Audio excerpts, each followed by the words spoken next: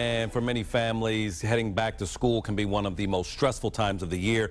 And joining us this morning to help you navigate that stressful period is a licensed professional counselor, Nika Owens, with some tips on how we can make this adjustment a little smoother. Yes, absolutely. I think the most difficult time around my house is bedtime, because you have the summer nights and you're enjoying them and staying up late, and then all of a sudden we got to pull the carpet from beneath our feet. You got to go to bed. Exactly, because it really is a break for the parents too. Yes. When the summer Yeah. comes, it's just like you don't have to go with the routine sleep schedule.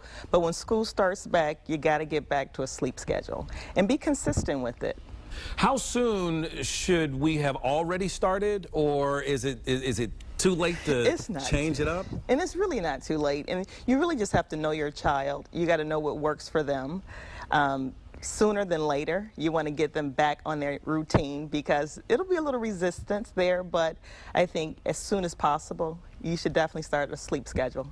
Yes. Yeah, for my kids, I know we started waking them up super early, so that way they would go to bed earlier. And so, I mean, this is what my folks did, so it works. Another thing that we have to pay attention to is getting the right attitude, because they'll be nervous, but you want to make sure that they're not apprehensive about going to school and have the right attitude about going back. Yeah, so it's important that the parents be very positive with respect to the whole going back to school, and remind the child that you're going to school because it's a better future for you. Yeah. And so I think constant reminder of that just reinforces why you're going to school, and keep a positive attitude, because sometimes they are dreading a particular class.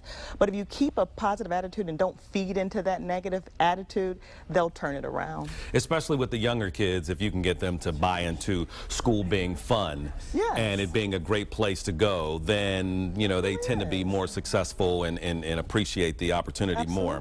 Then, of course, what my kids have the biggest problem with, at least my fourth grader, staying organized, and that the parents need to get in on that. I'm guilty. You are so right about that. Every night with my son, my 13-year-old, we go over his planner and we make sure that he knows what he's actually doing. I mean, from the planner to your, from your school activities to your chores to your social life, everything should be written in that planner. Everything. And just get them in the habit of just writing in their planner. And then as parents, like I said, we really should be going over that planner with them to make sure that they're understanding everything that they need to do.